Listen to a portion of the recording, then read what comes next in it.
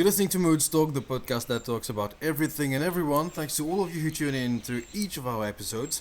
A reminder that we're available on Google Podcasts, Apple Podcasts, Deezer, Spotify and YouTube. And a very special episode today since it's our first one in English. And I have the privilege of welcoming a very special guest, Airline Captain André Meiring.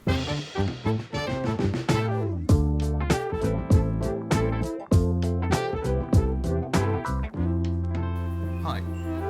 Morning, Anisha, and thanks for having me today. And it's a pleasure to share some aviation-related information with you.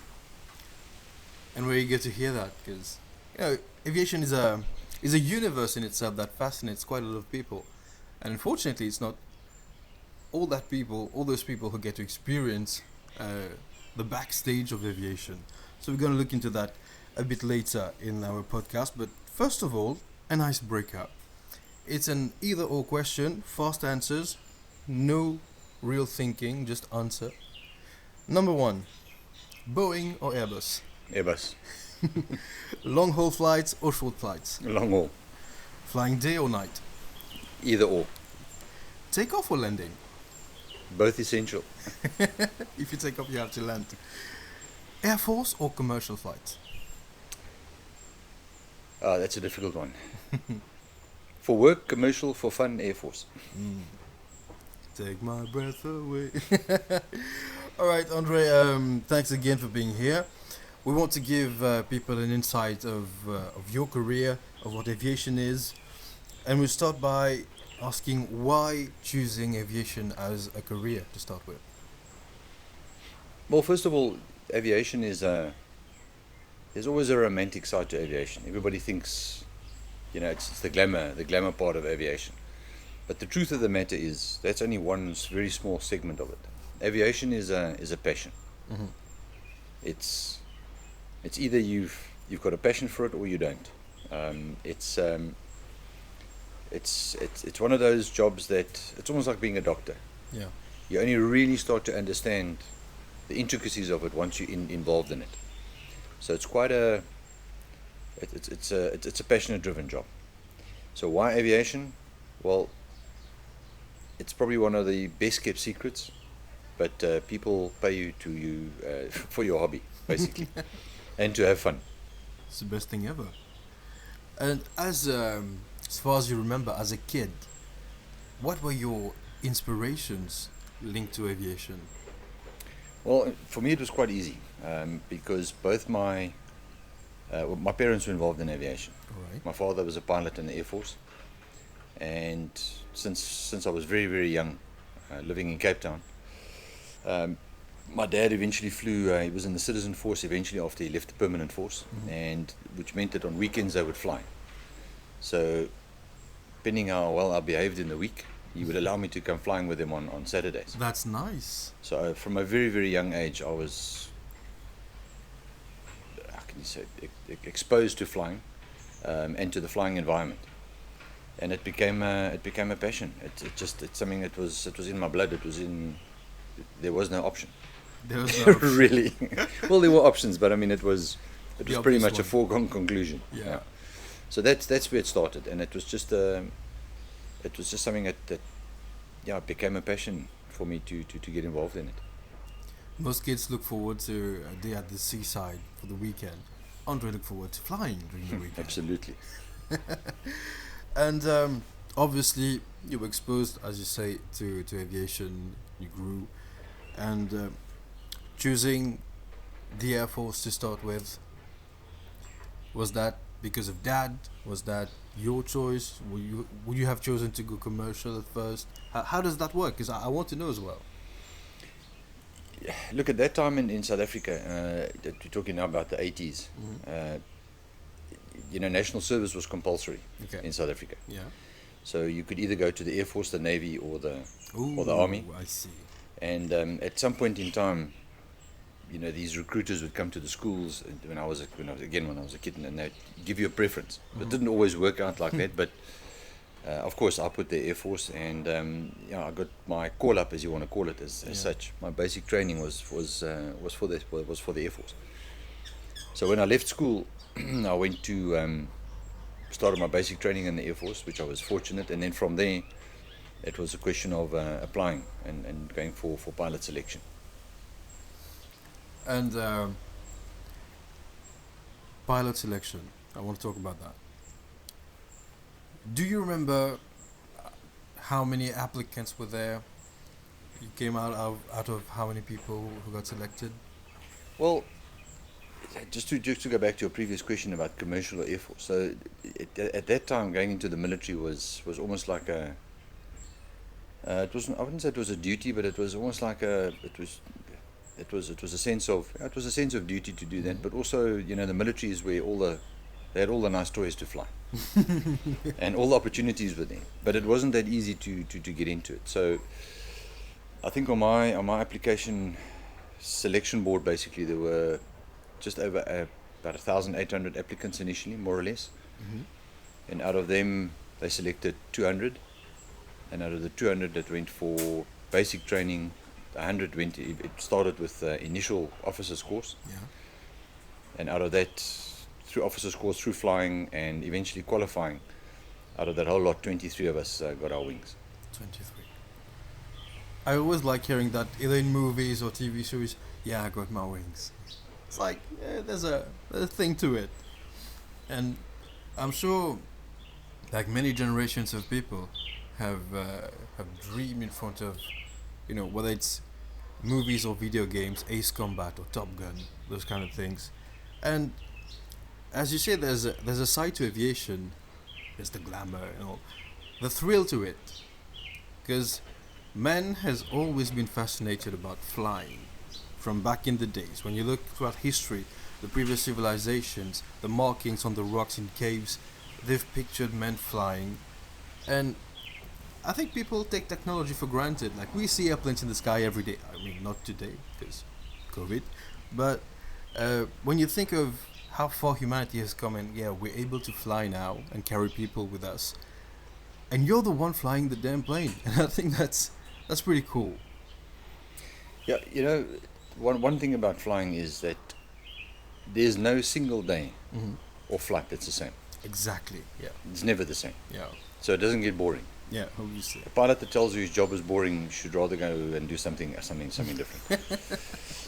But yes, it's still an exciting and fascinating job to be in, because every day that you go flying, Yeah. you are surrounded by technology. Technology improves Obviously. on a daily basis, Obviously. but also you never stop learning. Mm-hmm. Flying is one of those jobs where, or one of those jobs that you basically, there's never a day that you don't learn. The day that you get on the ground and you say to yourself or to your crew or to your students or whatever that you've now learned everything, that's the day you must stop flying, Exactly. because then it becomes a hazard. Yeah. There's not a day that you don't learn something. So flying it's a continuous evolution of Mm-hmm. right from the days when the Wright brothers flew the first time to today. But you mentioned just now about flying combat and flying this, and the glamour of it. There's one aspect of this, and it takes a lot of dedication and hard work. Obviously. Yeah. It doesn't come easy. Mm-hmm. So there are good days and there are bad days, but the good days far outweigh the bad by quite a large margin, I might add. I can understand that. I have a friend, a very young pilot who recently joined the national airline, and he was telling me the first time he had to go to Reunion Island, and it was all cloudy, and because of the topography of the island, you see just a peak of mountain above the clouds, and the plane goes through the cloud. He studied aviation. He's been in simulators and all, but he tells me the fascination of those small things, going through a cloud, seeing the sun in a particular way, witnessing the colors of the sky at different times. It's a constant fascination. And after all your years of flying, are you still fascinated by things you see up there? Absolutely. I mean, very often when you're flying, it's what we call quiet time. You sit there and you think. Yeah. You see a sunrise or you see a sunset. you do a low visibility takeoff out of a place like Paris or London, or you land in ice and snow in Geneva. Oh, yeah. It's a first of all it's a challenge, but it's also, you realize that it's actually a privilege, and a lot of people they take it for granted. Yeah. Aviation you must never take for granted. COVID has proven that it can be taken away in a heartbeat. Yeah. So yes, you there are many times where you just sit in the aeroplane, just the smells of the aircraft, the jet fuel, all that sort of stuff. It's a different buzz, if I can call it such. And yeah, you sit there and you look at an amazing set of clouds, or you're doing a descent into Hong Kong or something like that with big thunderstorms, and it's early morning. As I said, no flight's different, but yes, there are different. Definitely, those things stick in your mind. I can only imagine. So, after the Air Force, you moved to commercial flying. How was the change? I mean, the task is flying, obviously, but there are differences to it. Can you tell us more about that? Yeah, look, the military was much more, let's call it exciting, if you want to call it that. There were many various disciplines of flying, not just flying from point A to B, so it was more operational type flying. Mm-hmm. But there comes a time when you got to look at a career, and the military was great when you're young and you've got a young family. But when you got to look at your future career, you need to make that decision. Mm-hmm. It wasn't a very easy one, I can tell you, at that time, but nevertheless, moving from the military to commercial was I wouldn't say a natural progression, but it was a progression that was going to happen anyway. So in your mind, you start preparing for that, especially if you want to continue flying, because a military pilot normally stops operational flying at the age of between 40 and 45. All right. Because of the rank structure in the various militaries around the world. So you stop basically. Whereas with commercial flying, you can fly up to the age of 65. So if you want to continue flying and flying is your passion, the airlines is the next best. Is the next step. The differences, I mean, flying wise, the procedural side of flying is pretty much the same. But it comes with different regulatory aspects to it. The licensing is different. The regulatory requirements are different. It's much more controlled in that sense. The responsibility. You've now got the responsibility of all those people that you're transporting or flying around, and they entrust you with doing the job properly. So there's that aspect of it. But more interestingly is you get to a point in your life where you now want to fly the next level of airplane. Obviously. And this is something that pilots always do, is they look at what's the next aircraft I can fly, because it's a challenge. So you start on an ATR, and then the next thing is I want to fly a 319, and then once you've mastered that, the next thing is I want to fly a 330 or a 350 or a 340, talking Airbus now, or 777 or whatever the case may be. There's always that one step to go. So there's always those challenges, and I mentioned earlier on, aviation is a continuous challenge. You're challenging yourself. There's always something better that you can qualify yourself. So that gap was different in the beginning. I had to get used to a different way of operating, but what made it easier for me was a lot of the Air Force pilots that I flew with left with me, and we all sort of progressed. Okay. So we kept the same group of people, if you can call it such, but just in a different environment. So it was easier. It wasn't just leaving the Air Force and going into a completely growing with the squad. So everybody basically moved at the same time at that point in time, which made it easier. And it was an adjustment for all of us, but it was a nice adjustment. Of course. In a way. Of course. And of course, it was going together. It was a challenge that we faced all together. Right. And the first commercial airline you worked at was? It was Comair. Comair in South Africa. And after that starts the Air Mauritius chapter. What brought you to Air Mauritius? But that's interesting, because in the Air Force I was very much involved with aerobatics, aerobatic flying, and when I left the Air Force, I continued with that because it was a passion as well, flying course, aerobatics. yeah. It was just what we did. It's part of you. Absolutely. And so one of the Air Mauritius pilots at that time wanted to do a conversion on the aircraft that I was flying after I left the Air Force. And I got this chap, trained him on the aircraft, and we did the aerobatic flying. And then after that, he said to me, look, if you're interested in a job, Air Mauritius at that time had just purchased new 340s, and they needed first officers. In what year was that? It was 1999. Oh, okay. And basically, they said, look, there's an opportunity. They need guys. Are you interested? Yeah. So I thought, well, first of all, flying at that time, the 340 was a state-of-the-art Airbus. It was brand new aeroplanes. It was certainly a step up from what I was flying in South Africa. I was flying the old 737-200s and 100s, which were awesome aeroplane to fly, but the Airbus was just a huge step in technology. Yeah.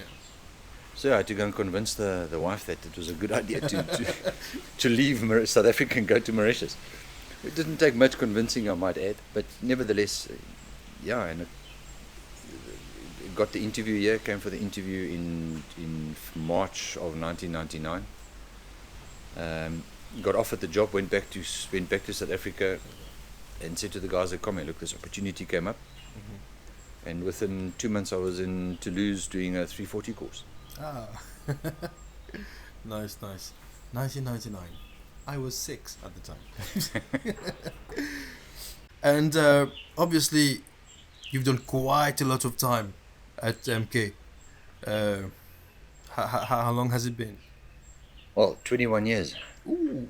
In Emirates. So, as I said, I started on the 340 as a first officer in 1999. Then in 2003, I moved to captain on the 319. Yeah. I flew that aircraft as a captain for two and a half years. And then since, what is that? That's 99, 23, 24, 25, 2006, 2008. Moved as a captain back onto the 340 and 330 as a captain. So and then progressed from there as then became a line training captain, then a simulator instructor, type rating instructor, and a type rating examiner at the end of the day. So quite a nice career with Emirates, flying, as I said, the 319, 330, 340, up to date. It's time for the random question of the day. Do you have an idea in mind of how many airports you've been to throughout your career? I'd say 35 to 40 plus. That's quite a lot. And any of them just like comes out of the lot as particular, difficult, weird? I don't know. Yeah, I'd categorize it as challenging. There's look, all different airports have different challenges, but I would say the one that probably requires quite a bit of attention is Zurich. All right. Zurich and Geneva. No, not so much Zurich, but Geneva. Geneva is quite an interesting airport. It's a single runway. Okay. You've got the Alps, which are very close, so you've got very high terrain. And of course, in summer you get quite severe thunderstorms because of the topographic effect of the mountains. But winter operations into Geneva are pretty challenging from an aircraft performance perspective and also the weather. Yeah. So that's an interesting airport to go to, and it teaches you a lot in a very short time. And then there's many others. I mean, India in the monsoon. Yeah. Flying in places like Bombay, especially in the monsoon season, is quite challenging. Johannesburg in summer, the thunderstorms. So they've all got their peculiarities. But I would say the all-round airport where you really got to have your wits about you, especially in winter, is Geneva. All right. Yeah. And your favorite destination as a pilot, not as a tourist, but as a pilot. There's many. Choose one. That's a challenge. I would say, from an all-round sort of a nice environment, I'd say Hong Kong. Okay. Yeah.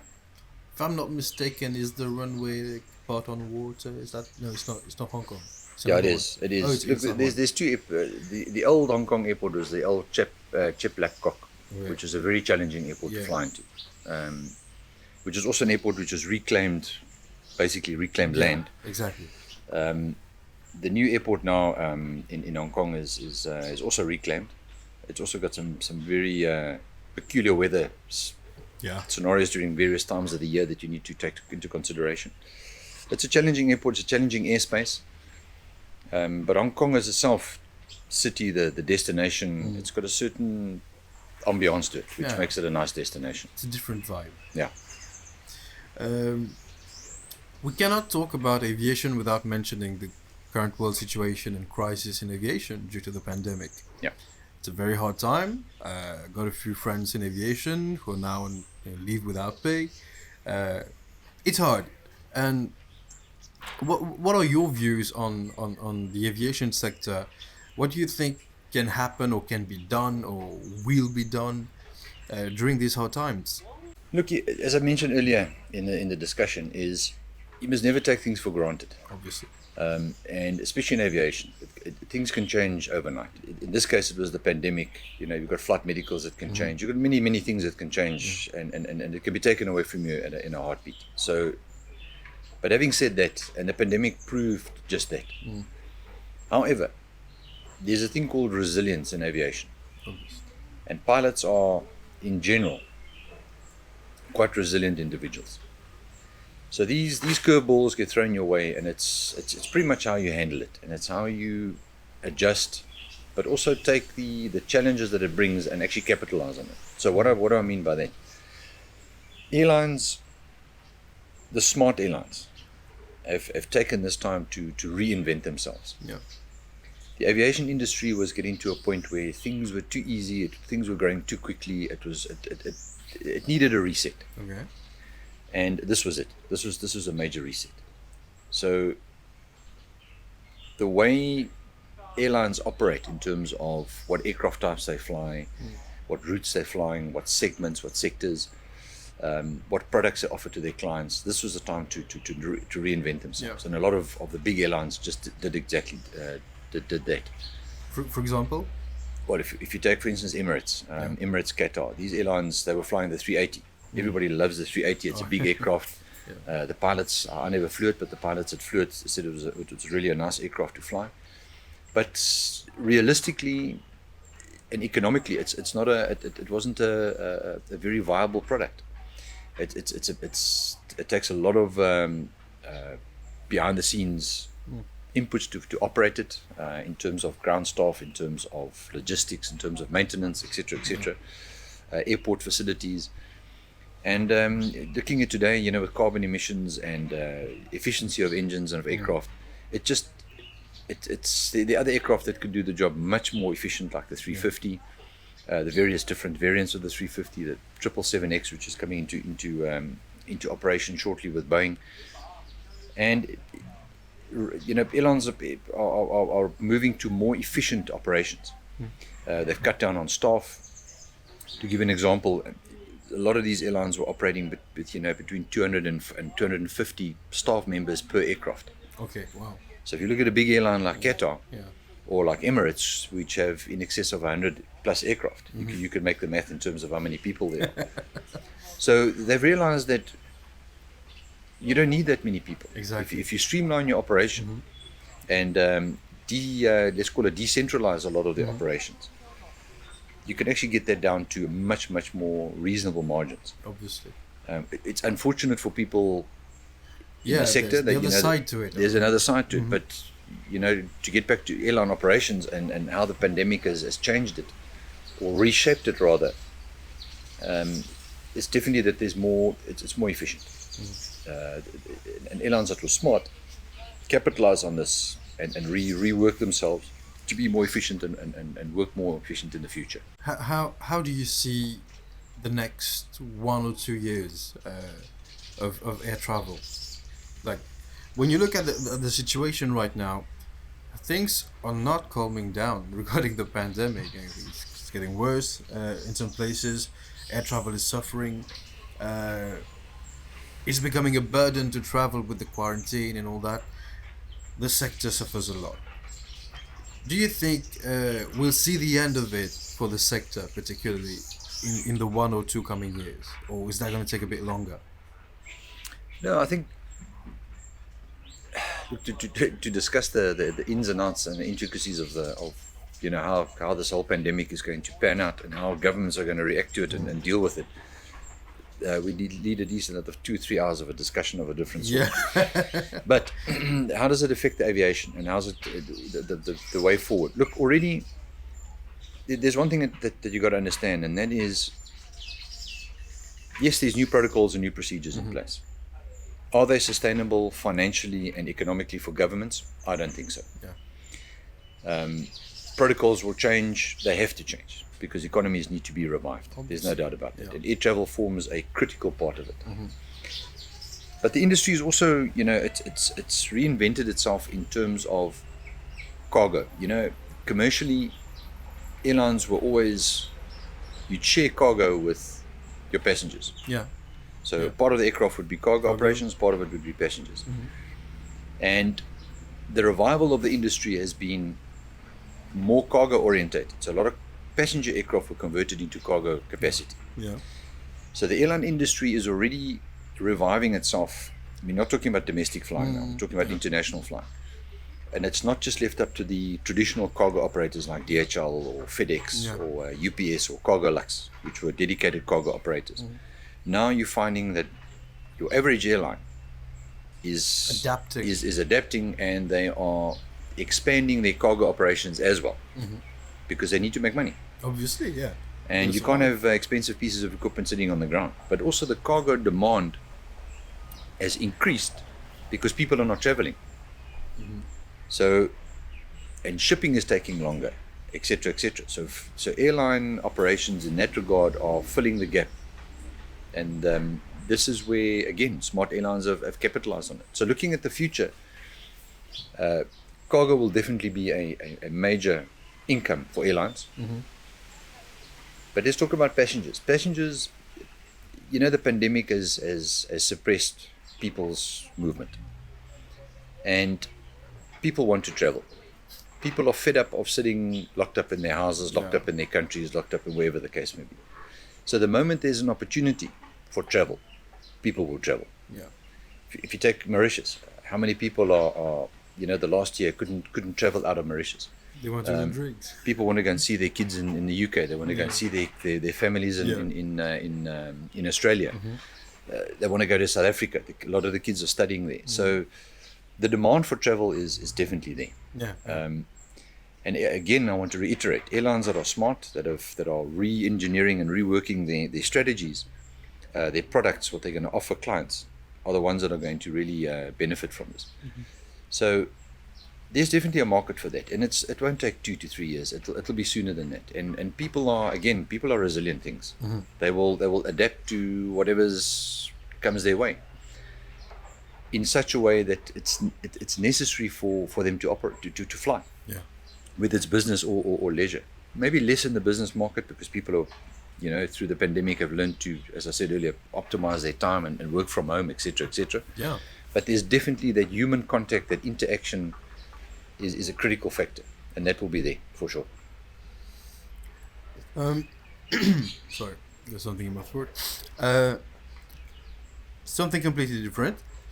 One of the most cliche commentaries that people get when they say, okay, now I want to pursue a career in aviation, any job in aviation like that requires movement, of course, is, hey, have you thought about, your family life someday? So I want to talk about the pilot life versus family life. What impact does that have? Does it have an impact? And how do you work it out? It definitely does. Look, again, there's two facets of commercial flying. There's regional flying, as we call it. So that's short haul. Yeah. There's medium haul, and then there's long haul. So your short haul guys, let's talk about Mauritius, particularly on the ATR. The guys would go to Rodrigues and they'd go to Reunion and they'd be at home. They'd fly maybe 2-3 sectors a day, 4 sectors 5, 6 sectors sometimes, depending on where they're going. But they'd be at home, and your family life is pretty much stable. Exactly. In that regard. The medium haul guys are maybe away a little bit less from home, or a little bit less. The long haul guys, it's a different ball game. You are away, I'd say, 2 weeks out of every month. If you're in the training environment, even more, because you go up to simulators for long periods of time, and you're doing training and that. So they're different categories. But in any case, I think an important thing here was right from, and I'll take my case, right from the beginning, before I got married, I said to my wife, I said, you got to understand one thing. I'm a pilot. Yeah. And I'm not going to give up my career for anything. Unfortunately, not even you. I say that as a joke, but it's a fact. Of course.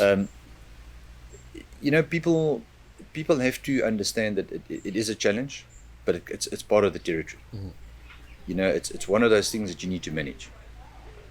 And I can say over the 35 years I've been flying, and certainly in the last 21 years of long haul flying, it becomes a way of life. Obviously. And your family adapt.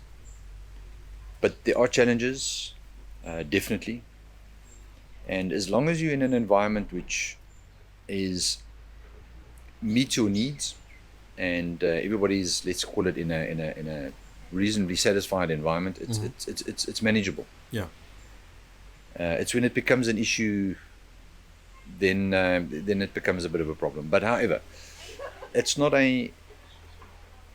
it's just something which, like any job, I would imagine, it's got its sacrifices, and it's got its this is one of the sacrifices that you need to make. But then again, your family sometimes travel with you, they come with you on flights, they've got certain perks in the airline, so it offsets some of the negativity. It's like they say, what you lose on the swings you gain on the roundabouts in some way or another. Yeah. But it is a challenge, and I think it's important that families or potential pilots must understand that there are going to be challenges. But again, if it's a passionate thing and it's not just a money-driven or a glamour-driven thing, you learn to deal with it, and your family learns to deal with it, and they accept that that's what it is. And you generate the balance. Everyone understands, and it goes on well. Yeah, of course. I mean, when you're home, you've got to make the most of it. You can't just lie on the couch and sit in front of the TV all day. There's other things. I was coming to that. So when you're not flying, what do you do? I mean, you have a life, obviously, but I think one of the most important things for pilots, especially when you get into your later years of flying, is you got to stay active. So you got to get a sport. You got to get something that you physically active in. Yeah. Because flying long haul, it's long hours of sitting in an airplane in an aluminium tube at 40,000 feet. It takes a toll on the body. You've got health. There are health related issues that you need to be well aware of. But good diets, good exercise, good training regime, staying active. Even when you're down route, if you're in a hotel, so I mean, all the hotels have got very good gyms. There's activities to do. So it's very important to stay active. Me, I stay active. I ride my bikes in the mountains. I do my fishing with my kids. I've got my boat. nice. You got to have a healthy outdoor lifestyle. There's no doubt about that, because that offsets a lot of the negative It's impact. good for the body and the mind. Absolutely, and you got to take your mind off the flying, because it does take it out of you. It is a high intensity job at times, and contrary to popular belief, it's not just a question of getting airborne. It's putting the autopilot on and drinking coffee. It's a common misinterpretation that people have. There's a lot more to it than that, and it does take its toll. But you got to offset it with a good, healthy lifestyle. That last bit you spoke of about the job itself, not just sitting and sipping coffee. We often hear something, be it again in movies or whether in series, or the comments about pilots and and flying. They say, "All right, would you be okay if you knew that a plane could take off, fly, and land by itself?" To what extent is that true? That we know about autopilot, obviously, but how can I ask you that in a more proper way? How far is it true that a plane can not necessitate human interaction? To what extent? Yeah, that's an interesting question. Look, the future of aviation is uncertain. When I say uncertain, I mean there's no limits. Yeah. It will eventually will get to a time in certainly not in my lifetime, or in our lifetimes, that there'll be unmanned flying vehicles doing whatever they're doing. But for as far as where we are concerned today, if you look at the modern jet airliner, the takeoff, it's got to be done manually by the pilots. Yeah. The autopilot can get engaged as soon as the aircraft is airborne, and it can be disengaged once the aircraft leaves the runway. Yeah. So you can do an auto land, as we call it. But speaking about that in 25 seconds, the complexity of that exercise that I've just mentioned is far beyond just engaging an autopilot and sitting back. Yeah. The physical training to do that, and to monitor the aircraft, and to be trained to do, for instance, to do an auto land on an aircraft with all the complexities that go with it, the aircraft systems and the ground systems in the airport, is far beyond just what the average guy on the street will know. Exactly. So it seems like it's a very easy thing, and it's good that people see it as an easy thing, because then they're not afraid of it. Yeah. And it's a well established and let's call it a worked out procedure. Very safe, and that's what it should be. But there's a lot that goes on behind the scenes for a pilot or for an aircraft or for a crew to be able to do just that. There's a lot that goes into it, a lot of training, a lot of experience, and as I said, aircraft and ground systems to be able to do that. But yeah, the common myth is that you get airborne, you put the autopilot on, put your seat back, get your magazine out, and drink coffee and talk to the air hostesses and whatever. I wish it was like. I wish that was as easy as that. But then again, I wouldn't probably be flying, because then it wouldn't be a challenge. Obviously, yeah. Today's modern aircraft require a lot of monitoring. We fly in very dense airspace. We fly in complex airspaces. There's a lot of things to think about. When everything is going well, which fortunately 99.9% of the time they do, but there's always the what if. And you've got to be prepared for that. You've got to be prepared for failures. You've got to be prepared for the uneventualities, bad weather, issues with airports, fuel, all sorts of things. There's a lot of things that have to be monitored and maintained for a flight to be conducted safely and efficiently. So if a passenger gets out an aircraft and says, hey, that was easy, it was all the pilot did was, then we've actually done our job. Yeah, because he didn't feel any issue. Exactly. Yeah. I want to come to some flight stories, if I may call it like that. What are a few memorable moments or highlights of your career flying? There's quite a few, actually. I would say, definitely one of the highlights for me was I had the privilege in the Air Force to fly in the aerobatic team, South African Air Force aerobatic team, on the Harvard type aircraft. Did that for a year and a bit, as an instructor as well. That was definitely a highlight in terms of flying. Definitely, joining Air Mauritius and then flying the Airbus, coming from very basic sort of jet flying to flying high technology aircraft. That was definitely a highlight. And also transitioning from being a normal line pilot, as we call it, to becoming an instructor. That was quite a highlight in terms of that gives you the opportunity to give back to aviation. And seeing guys that coming through the system, and training these youngsters or these guys to a point where they can now be qualified first officers or captains on these aircraft. That's it's gratifying. Yeah, very much so. Yeah. Can imagine. Yeah. A funny one now. Throughout your years of flying, have you ever seen weird stuff up there? Unusual stuff? No, if you ask me whether I've seen UFOs or unidentified flying I haven't seen it. objects or flying witches on broomsticks, no. Witches on broomsticks. No. Weird stuff, no. Amazing things, yes, many. Obviously. But weird things, not really, no. I must be honest. The one most amazing thing you've seen up there, then? Whew, there's many.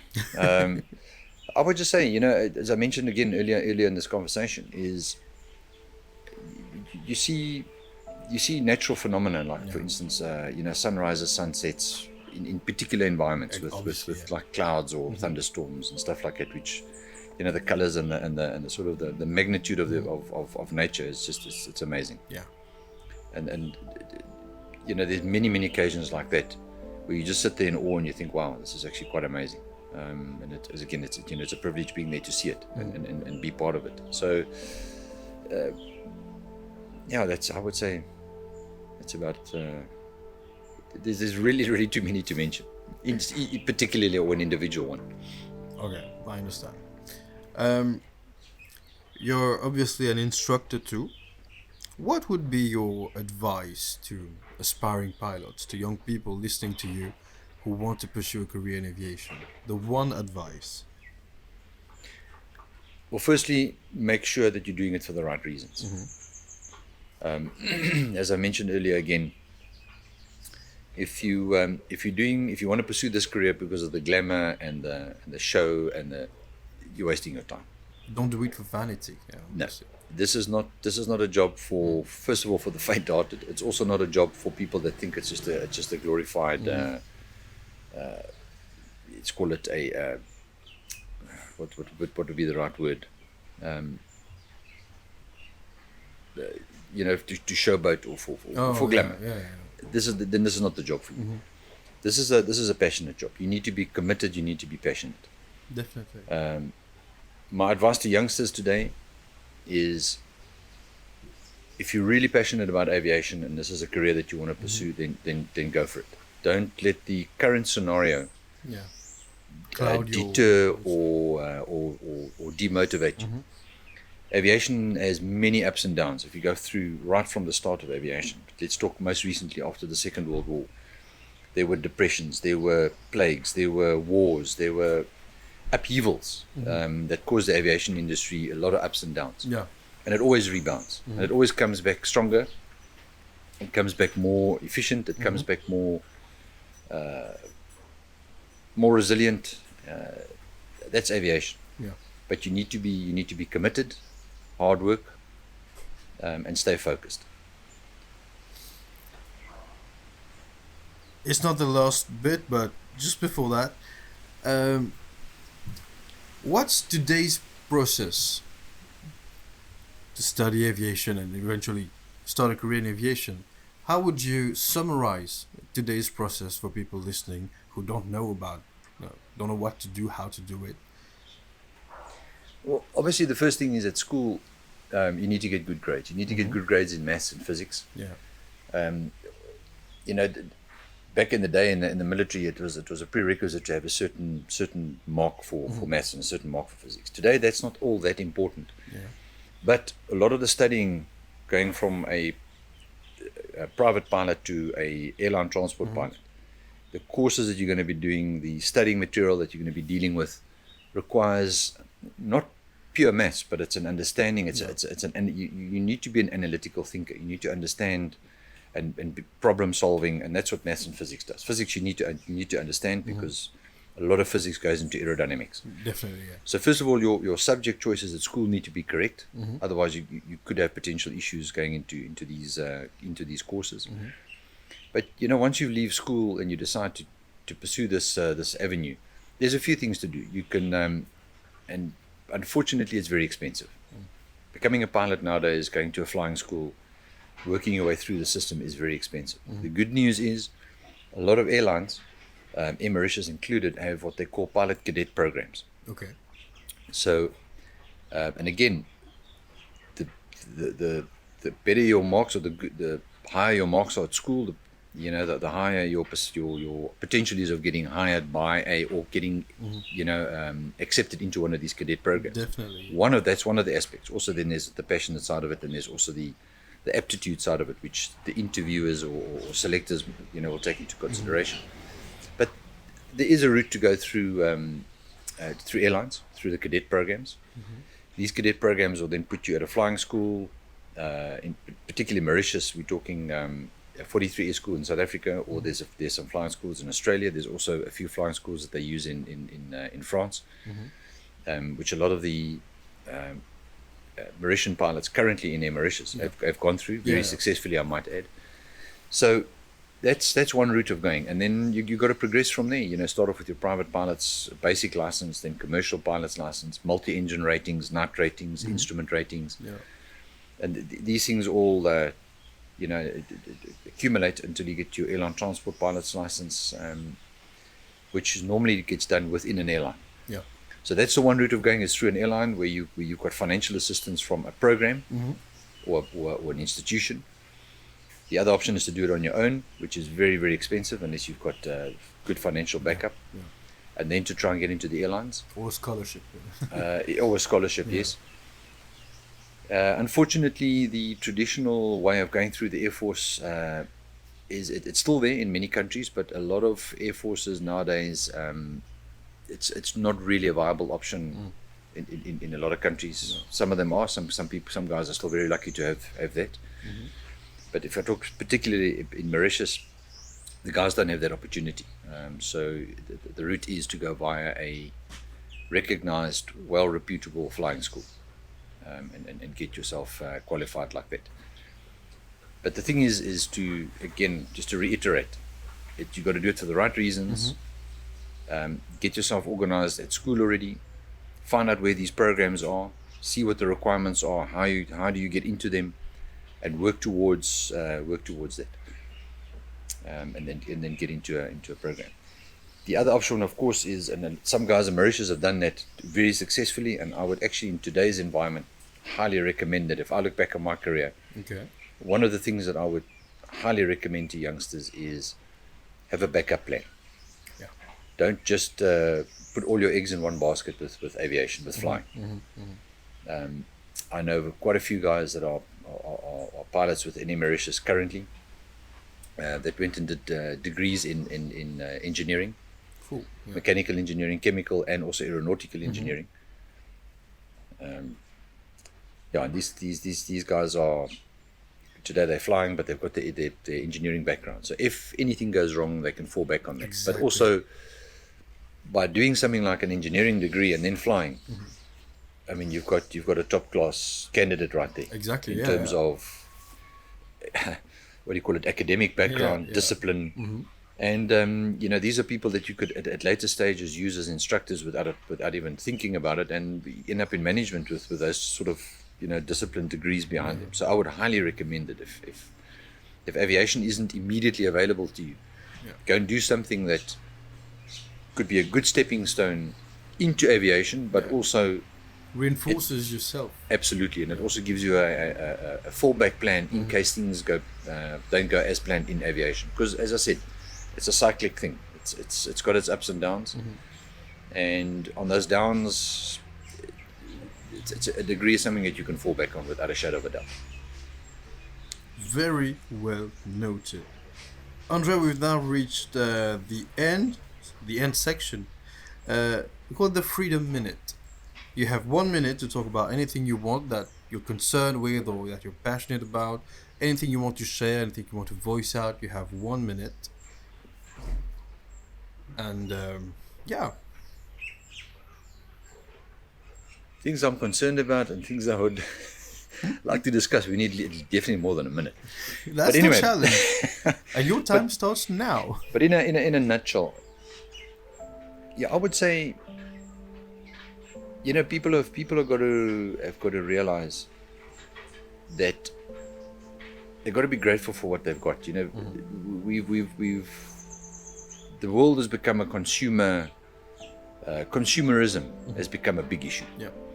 And I think these events of the last year have taught people that consumerism that's not the end all and the be all.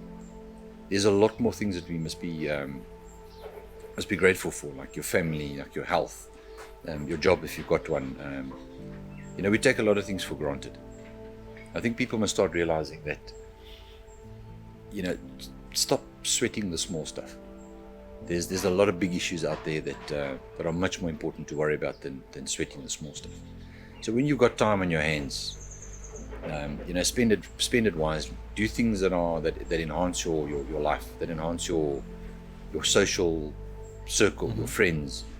Don't waste time with inconsequential nonsense, if I can call it like that. Be appreciative of what you've got. And I think that's, it's not just youngsters, it's older people as well. People must be, just grab opportunities when they come your way, and don't sweat the small stuff. 1.5 minutes. That was good. Andre, it's been a real privilege and a great experience to have you on Moodz Talk today. We've learned a lot, and obviously I hope that all our listeners will learn a lot from what we talked about today. Hope that many will get inspired to pursue a career in aviation as well. And I can only thank you and wish you the very best. Yeah, no, it's a pleasure. Thanks for having me. And it's unfortunately it's very short time to say a lot of things. But I hope the people out there, aviation is a fantastic environment, and it's not just flying. There's many aspects to flying, to aviation, than just physically being a pilot. So if you want to get involved in aviation, but for whatever reason you can't fly, or you don't get the opportunity to, or for whatever the reason may be, there's many other aspects of aviation that you can get involved in, which are equally satisfying and challenging. Dear audience, a reminder that we are available on Google Podcast, Apple Podcast, Deezer, Spotify and YouTube. Thank you for tuning in to our episodes. Thanks for sharing. Thanks for following on social media. Until next time, bye-bye.